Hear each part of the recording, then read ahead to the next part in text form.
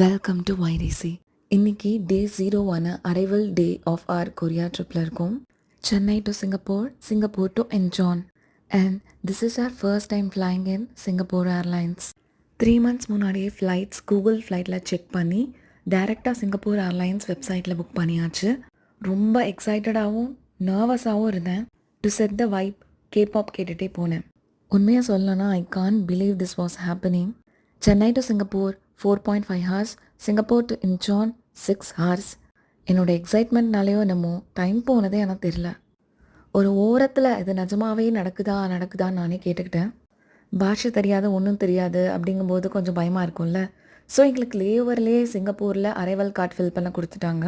அந்த டீட்டெயில்ஸ் எல்லாம் பொறுமையாக ஃபில் பண்ணிவிட்டு ஏறி உக்காந்த உடனே சூப்பராக ஹாட் ஃபுட், ரேடிஷ் கிம்ச்சி, சுட சுட சாதம், கறி அண்ட் வேறு ஏதோ ஒரு சாலட் வேறு கொடுத்துருந்தாங்க. ஆனால் ஹைலைட் பார்த்தீங்கன்னா அதெல்லாம் கிடையாது. வெஜிடேரியன்ஸ் கண்டிப்பாக ப்ரீ புக் பண்ணணும், இல்லைனா வெஜ் கிடைக்கும்னு சொல்ல முடியாது. மீலோட ஹைலைட்டே இந்த டார்க் சாக்லேட் ஐஸ்கிரீம் தான்.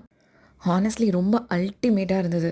இந்த ஃப்ளைட் மீல்லலாம் ஒரு பிளெயின் பன் ஒன்று கொடுப்பாங்க, அதை எப்போவுமே வேஸ்ட் பண்ணிவிடுவேன். பட் இந்த வாட்டி இந்த ஐஸ்கிரீமில் கொஞ்சமாக எடுத்து அதில் நடுவில் வச்சு ஒரு ஐஸ்கிரீம் சாண்ட்விச் மாதிரி சாப்பிட்டேன். It was very nice. One of the best ice creams I have ever ஹேட்னு சொல்லலாம். அப்படியே சாப்பிட்டு முடிச்சுட்டு வேடிக்கை பார்த்துட்டே இருக்கும் போது just like that we set our foot in South Korea.